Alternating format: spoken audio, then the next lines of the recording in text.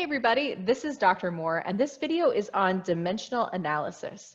Dimensional analysis is a really important science skill. It allows us to communicate a mathematical procedure that you may or may not be able to do intuitively in your heads, but to communicate that to other people so they can follow your work. You may have done this in a high school chemistry class or a high school physics class. You're certainly going to be using this skill in AP Environmental Science. And if there are more science classes in your future in college, you are more than likely to use this skill there as well.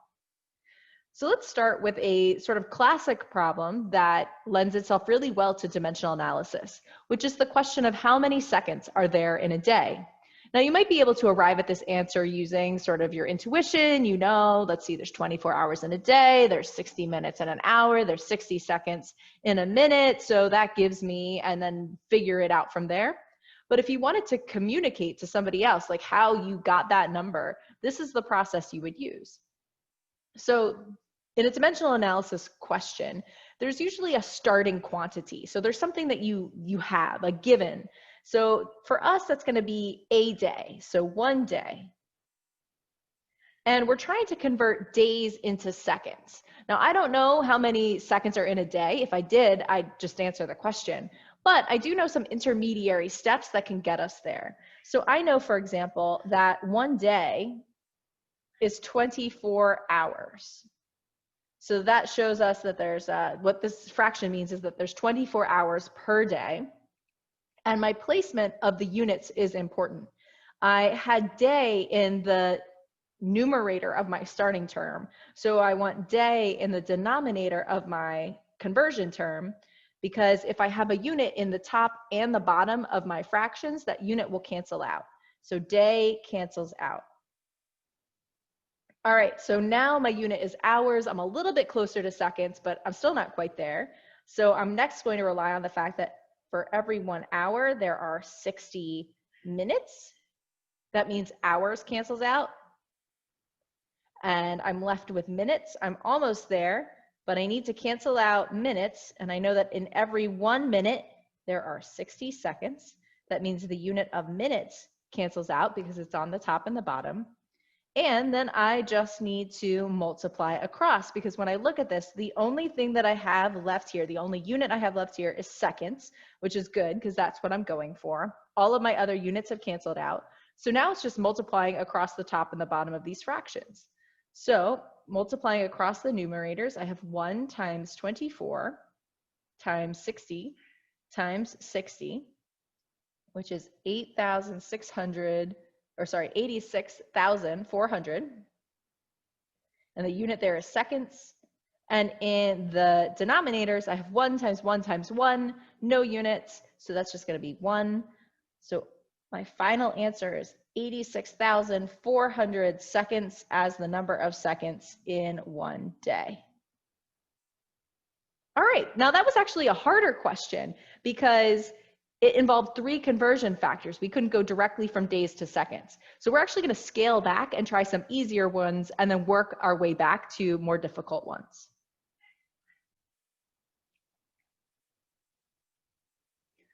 Our next question asks, how many kilometers is 878 meters? This might look familiar to you because we've been using dimensional analysis for a couple of weeks to do conversions involving the metric system. And here is just another one of those questions. So my starting information is 878 meters. That's the given information. And my target is to convert into kilometers. So 878 meters. And then I know, because I've memorized, that there are 1,000 meters per 1 kilometer. And I have meters in the denominator of this conversion term because I want the meters on the top and bottom so they cancel out. And I've got kilometers, so I'm into my desired unit. So now I just need to do my math. 878 times 1 kilometers is 878 kilometers. Divided by, and across the bottom, I just have 1,000. So my answer is 0.878 kilometers. All right, Our next example involves a conversion between the imperial system and the metric system. And the question is, how many centimeters is 24 inches? And then it helpfully gives us the information that there are 2.54 centimeters in an inch, which is good. That's not something you're supposed to have memorized. So in this question, this is my starting quantity. 24 inches is the thing that I'm starting with. And centimeters is my target. So I'm going to start with my starting quantity of 24 inches. And then I'm going to give the given conversion of 2.54 centimeters per inch. Now I've got inches in the top and bottom, so inches cancels out. My only unit is centimeters, which is my target, so I'm set to go. And now I just need to do the math. 24 times 2.54 equals 60.96 centimeters in my numerator, and I don't have anything in my denominator, so 60.96 centimeters is my final answer. All right. Next question is going to involve a couple more conversions, 2 conversions. This question is asking how many kilograms is 4,500 milligrams. So this is my starting quantity, and my target is kilograms. So I'm going to start with my starting quantity of 4,500 milligrams. And I remember that there are 1,000 milligrams in a gram. So that's going to be my next conversion, that there are 1,000 milligrams per 1 gram. Again, I want to have milligrams on the bottom of my conversion factor because I want milligrams to cancel out, so I'm left with grams. But I'm not going for grams, I'm going for kilograms. So I need to add in one more conversion factor here. I know that there are 1,000 grams per 1 kilogram. I've got grams on the top and bottom, so grams cancels out. And when I do my math, I get 4,500 kilograms divided by 1,000 times 1,000, which is equal to 0.0045 kilograms as my final answer. Okay, next question. How many millimeters is 36 inches? And again, we're told that there are 2.54 centimeters in an inch. So my starting number is inches. That's the quantity that I'm beginning with. This is my target. I'm going for millimeters. So I'm going to take 36 inches. And I don't know the conversion between inches and millimeters directly, but I do know how to convert from inches into centimeters, that there are 2.54 centimeters per 1 inch. That means inches will cancel out because they're on the top and the bottom. And next, I need to convert between centimeters. I want that on the bottom so that centimeters will cancel out, and millimeters. And I happen to know, because I've spent enough time looking at rulers, that there are 10 millimeters in 1 centimeter. So that gives me 36 times 2.54 times 10, or 61.4 millimeters. And then in the bottom, I just have 1 times 1, no units. So my final answer is 61.4 millimeters. Okay, it is time to try an AP Environmental Science level version of a dimensional analysis question. Here we have a forest which absorbs 13,000 kilograms of carbon dioxide per hectare per year. It costs $11,000 to preserve a hectare of rainforest. And we are supposed to calculate the cost of preserving enough rainforest to offset 520,000 kilograms of carbon dioxide emissions per year. So the tricky thing when you get into like a real dimensional analysis problem can be figuring out where to start.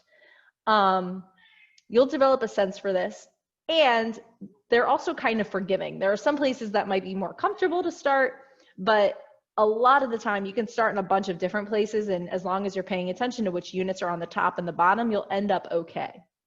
So I can tell this sentence right here, calculate the cost of preserving enough rainforest to offset 520,000 kilograms of carbon dioxide emissions per year.